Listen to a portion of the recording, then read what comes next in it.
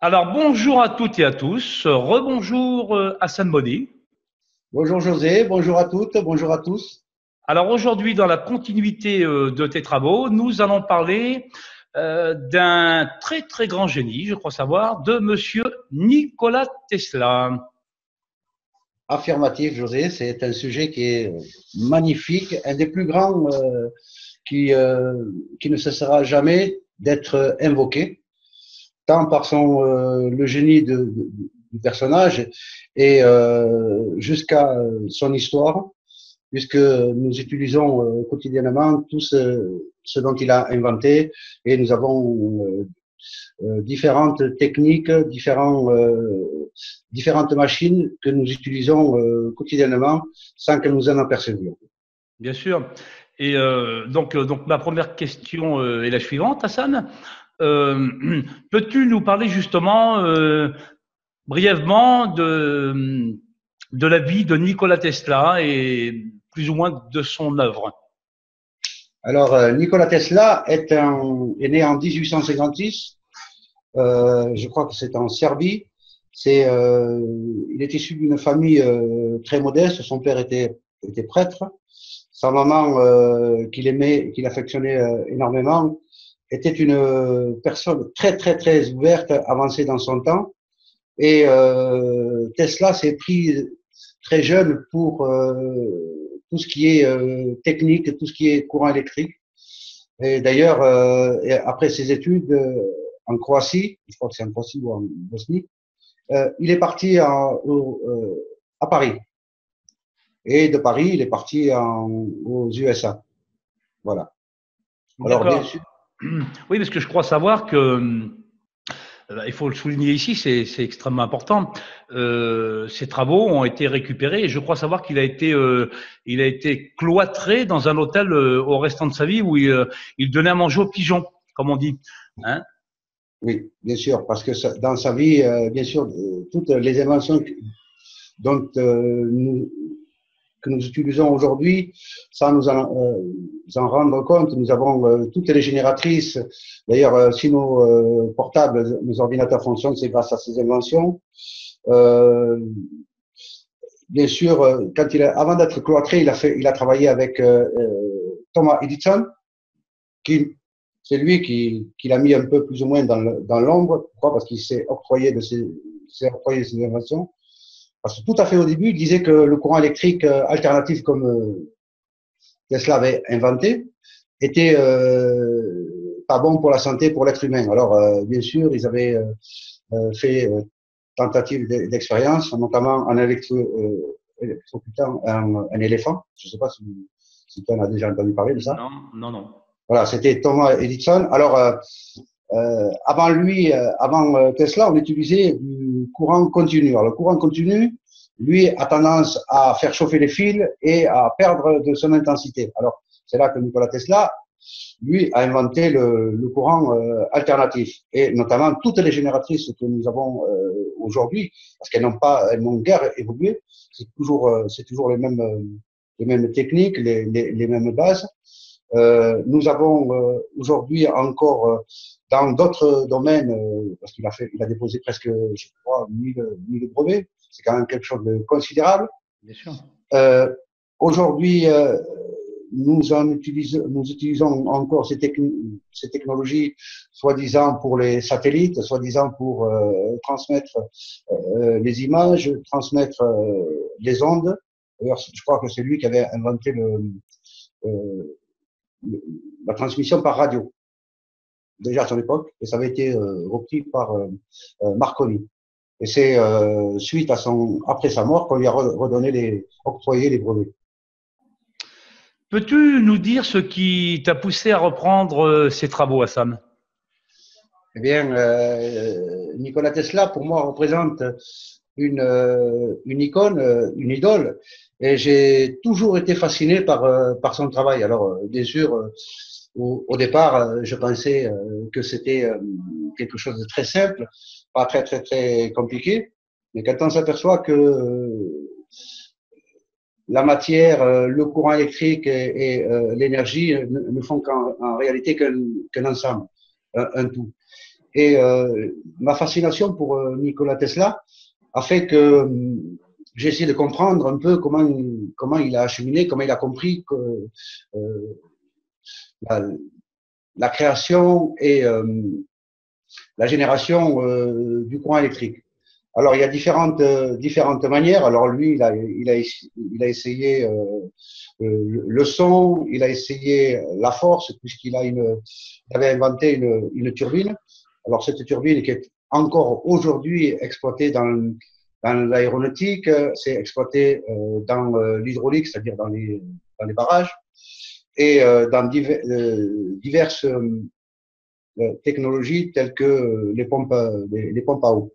Alors, bien sûr, la particularité est dans ce vortex, bien sûr, sur le nombre d'or.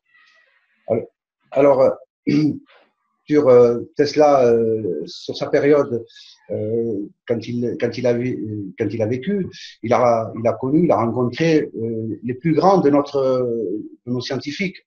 Alors, parmi eux, il y en a des bons, il y en a des moins bons. Mais bien sûr, aujourd'hui, nous exploitons avec, comment dire, toujours enthousiasme ces technologies que nous cherchons même aujourd'hui à parfaire et à essayer d'exploiter avec notre époque. Voilà. Quels travaux reprends-tu, toi, personnellement, de Nikola Tesla? Eh bien, José, moi, je reprends certaines technologies que Nikola Tesla avait inventées, que je vais intégrer à mes propres inventions pour approfondir certaines questions, dont notamment certaines expériences, vers une exploitation possible dans plusieurs domaines d'aujourd'hui. En sachant que Nikola Tesla voulait donner de l'énergie à beaucoup de personnes dans plusieurs pays, eh bien, certains lobbies l'ont carrément écarté du sujet. Mais aujourd'hui, nous nous rendons compte que nous utilisons ces technologies à lui personnel. Et je trouve qu'on appelle ça que ne pas rendre hommage à un des plus grands génies de notre histoire dans plusieurs domaines techniques, notamment sur les courants électriques, sur l'énergie de l'eau, sur la surmultiplication, soit par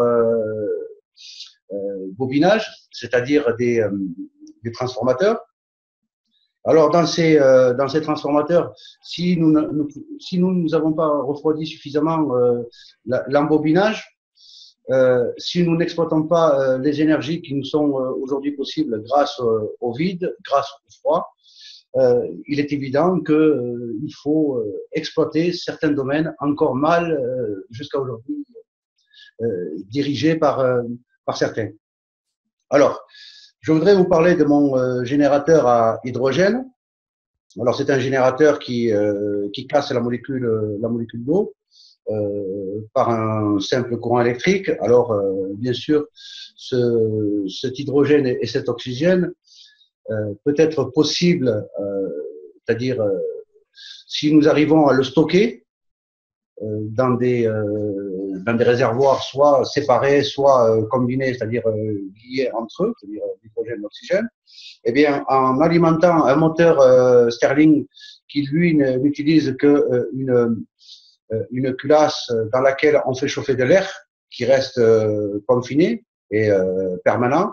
Et ce moteur Stirling nous pourrait faire tourner une génératrice, et cette génératrice alimenterait le générateur électrique, et nous aurions un mouvement perpétuel et permanent.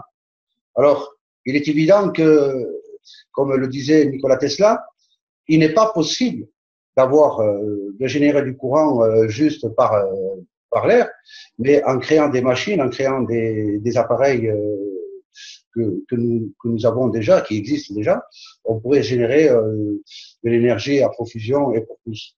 Et à ce moment-là, on rejoindrait ce que Nikola Tesla voulait faire déjà depuis déjà son époque.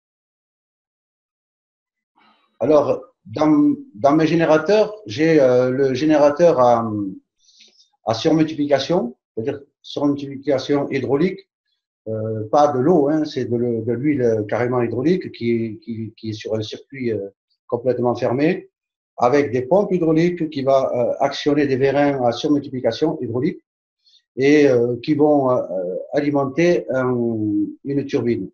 Cette turbine qui est elle-même reliée à deux génératrices sur chaque côté, génératrices électriques, qui elles-mêmes pourront alimenter soit une maison, soit des maisons en 320, en 380 et en 220 volts, peu importe l'ampérage. Alors ces génératrices alimenteront d'elles-mêmes les moteurs à pompe hydraulique. Voilà. Alors, il est évident que ces pompes hydrauliques chaufferont et produiront de l'énergie, bien sûr, calorifique qu'il faudra refroidir. Et c'est pour ça que je puiserai dans la première invention, c'est-à-dire le générateur à hydrogène à oxygène, l'oxygène liquide à moins 195 degrés, refroidi à moins 220, qui deviendra de l'azote liquide. Et c'est par cet intermédiaire-là qu'on pourra contrôler les températures et le bon fonctionnement de toutes ces machines. Alors, il est évident qu'au travers de ces recherches, de ces inventions quand même qui ont coûté énormément de temps et beaucoup de recherches et notamment d'expérimentation, car quand on s'aperçoit que ce soit avec l'hydrogène ou l'oxygène, parce que c'est très dangereux, si on ne fait pas attention en exploitant, en utilisant des clapets anti-retour, il est évident que c'est très dangereux et à ne pas mettre entre les mains de plus. Et après, sur la génératrice électrique à vérin sur multiplicateur, là, c'est encore une technologie encore beaucoup plus approfondie, mais dont on parlera beaucoup plus tard. Je crois savoir que tes travaux, Hassan, n'entrent pas dans la catégorie des énergies libres. Est-ce que tu peux nous expliquer pourquoi? Eh bien, c'est parce que dans mon processus, dans ma compréhension, énergie libre veut dire énergie venant de rien du tout, venant du néant. Et venant du néant, ça ne peut pas exister. Il faut tout simplement, pour pouvoir avoir de l'énergie, il faut la créer. On la crée comment? En construisant des appareils, en construisant des machines. C'est en alliant une machine reliée à une autre machine qui va renvoyer du courant ou une énergie à une autre machine. C'est-à-dire, il faut faire au moins trois, comme une fleur de vie. Mais juste comme ça, on ne peut pas créer de l'énergie clac en captant l'orage de la foudre. C'est impossible. C'est incontrôlable. Donc, il faut créer. Il ne faut pas lui donner le nom d'énergie libre, accès libre. Non, on ne peut pas. Il faut créer. Et après, le fait d'avoir cette énergie, il faut la partager entre les individus. Là, c'est un accès libre. Mais créer de l'énergie avec rien, c'est une foutaise. C'est impossible. Alors, je préfère plutôt le terme créer de l'énergie avec des machines, avec des appareils, mais de là à dire à des gens, oui, vous allez avoir de l'énergie, c'est impossible. D'accord. Oui, ça n'entre pas du tout dans tes travaux, j'entends bien. Et donc, tu n'entres pas, toi, dans cette catégorie.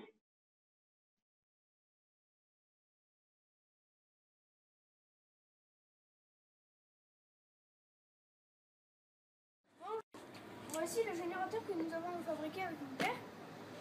Hydrogène, H2O. Et voici le générateur.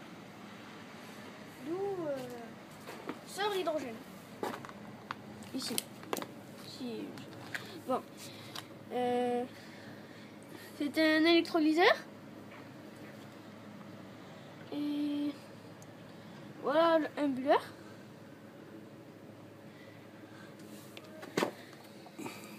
Et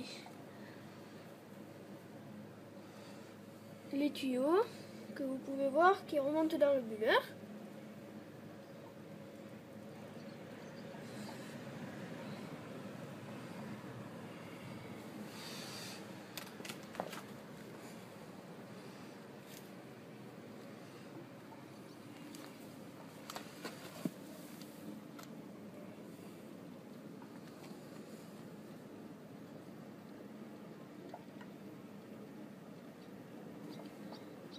Alors ici, il y a écrit 18 volts.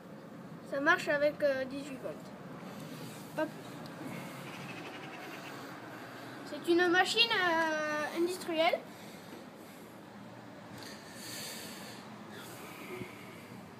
C'est-à-dire qui peut marcher dans l'industrie.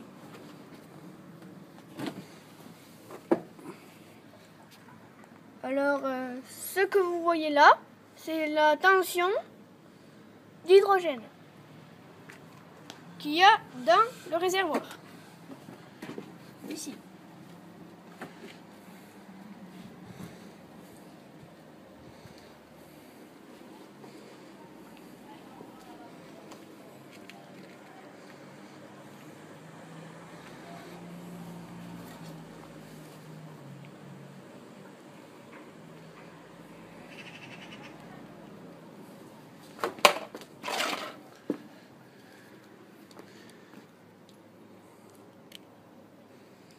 Alors, nous allons vous montrer.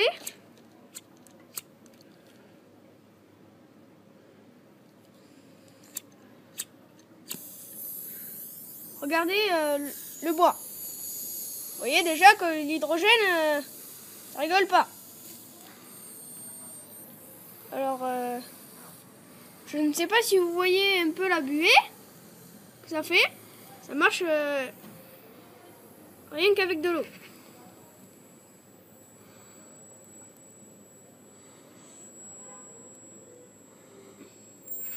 Alors cette pierre, on l'avait déjà fait fondre. Et on essaie de le refaire.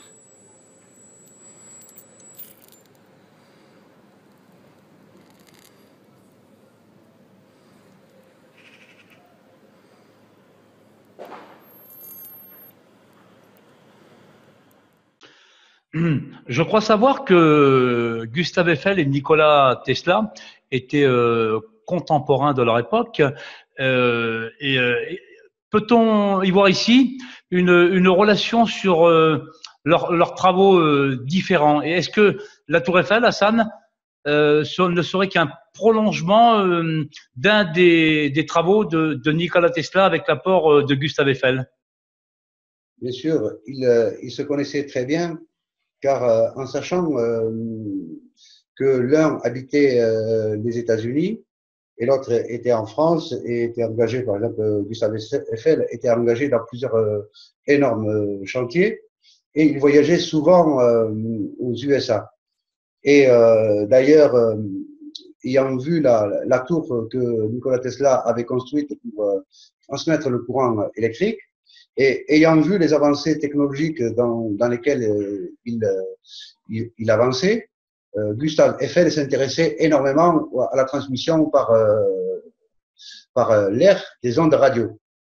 Et nous verrons bien sûr plus tard que en haut de la Tour Eiffel existe encore le laboratoire et le musée de Gustave Eiffel.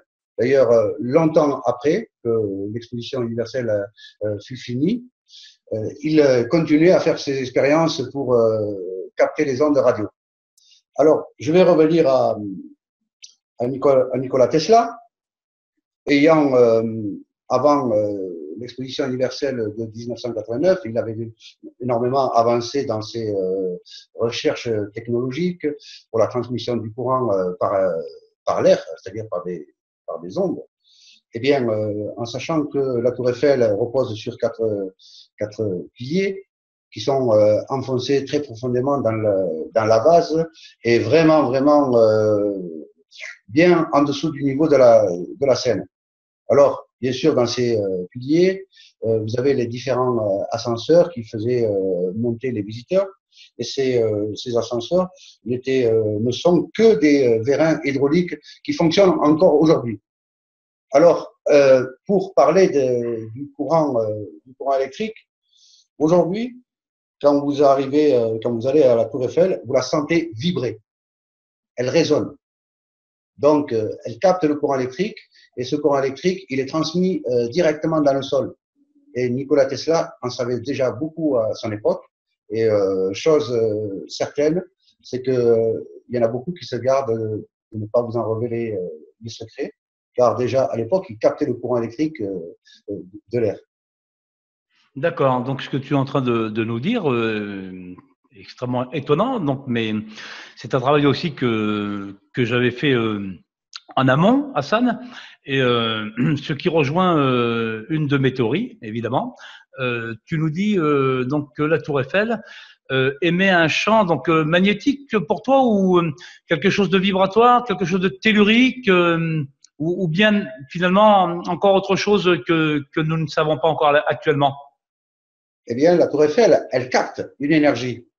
D'ailleurs, notamment plusieurs points dans la ville de Paris captent du courant électrique, captent des énergies, comme tu dis, des énergies telluriques.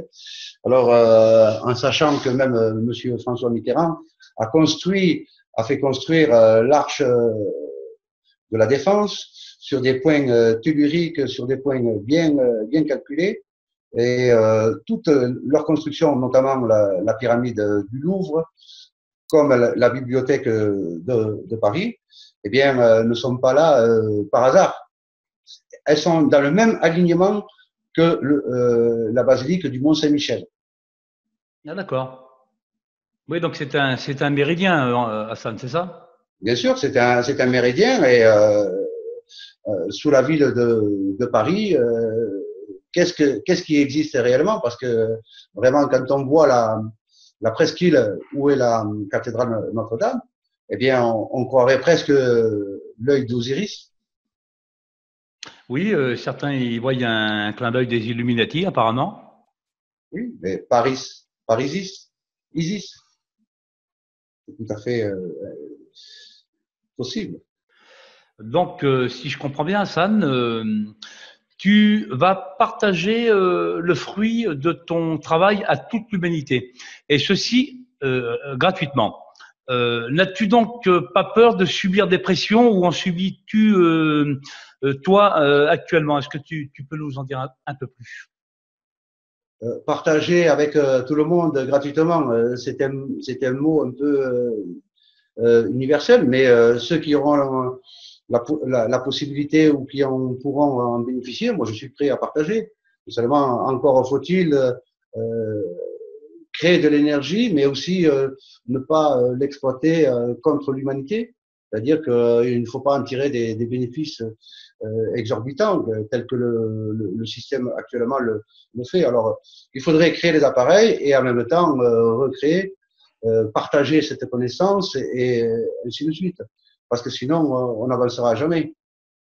Alors, c'est au travers de ce que nous faisons, au travers de l'expérimentation, qu'on pourra partager le fruit de notre connaissance, partager le fruit de la liberté, parce que techniquement, les technologies actuelles existent réellement, mais c'est que nous, les hommes, nous les avons mal compris, mal exploitées.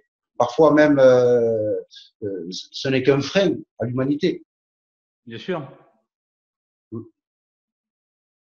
Avant de terminer cette émission avec Monsieur Hassan Body, je voudrais terminer cette émission sur un petit reportage d'époque qui relate l'expertise de ces arbres géants chers à Monsieur Body.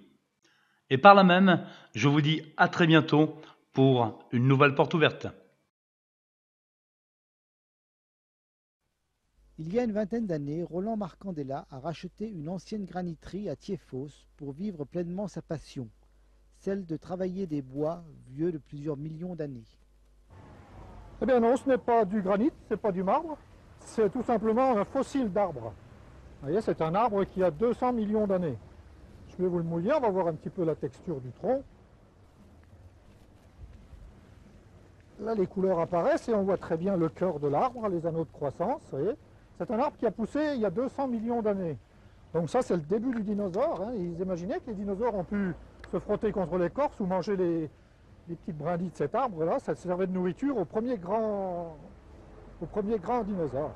Le bois fossilisé se trouve en grande quantité en Arizona, mais également un peu partout dans le monde, et même jusque dans les Vosges, où un petit gisement inexploité existe dans le secteur du Val d'Ajol. Mais pourquoi ces arbres se sont-ils transformés en pierre, 3 fois plus dure que le granit? Alors il faut bien imaginer qu'il s'est passé des choses fantastiques depuis 200 millions d'années. Les continents n'étaient pas encore séparés. Et on a eu à l'époque des éruptions volcaniques très importantes. Et les troncs d'arbres se sont trouvés arrachés à la forêt et enfouis sous des couches très très épaisses de cendres volcaniques. C'est pour ça qu'ils sont souvent aplatis, parce que les couches étaient très importantes et l'arbre s'est écrasé, vous voyez, alors qu'il était encore végétal. Mais toutes ces couches ont permis la minéralisation du tronc, c'est-à-dire que l'eau, en s'infiltrant à travers tout ça, s'est chargée avec des sels minéraux. Et particule par particule, toute la matière végétale s'est trouvée remplacée par du quartz. Donc il a fallu une pression importante, il a fallu une chaleur importante dans le sous-sol et des couches très riches qui ont donné des couleurs magnifiques. Du fer, du cuivre, du manganèse, du chrome, etc. Pour trouver des pièces rares et pouvoir les rapatrier dans les Vosges pour les travailler, c'est-à-dire les scier et les polir, Roland Marcandella doit sillonner le monde et nous présente dans sa salle d'exposition quelques objets rares. Ici, on a une pièce qui est très rare, vous voyez, surtout par ses dimensions. Elle a une taille qui est impressionnante, elle fait 1,50 m par un bon mètre. Et c'est un séquoia. C'est un séquoia que j'ai trouvé en Oregon. Moi, c'est un tronc qui faisait 4800 kg à l'état brut, que j'ai pu ramener il y a 3 ans. Et c'est une des pièces exceptionnelles de la collection, parce que c'est le premier grand séquoia comme ça, c'est un des premiers qu'on ait pu travailler en Europe. J'ai une autre petite particularité là, c'est un cône, c'est la pomme de l'Araucaria. C'est une pomme de pin qui a 230 millions d'années.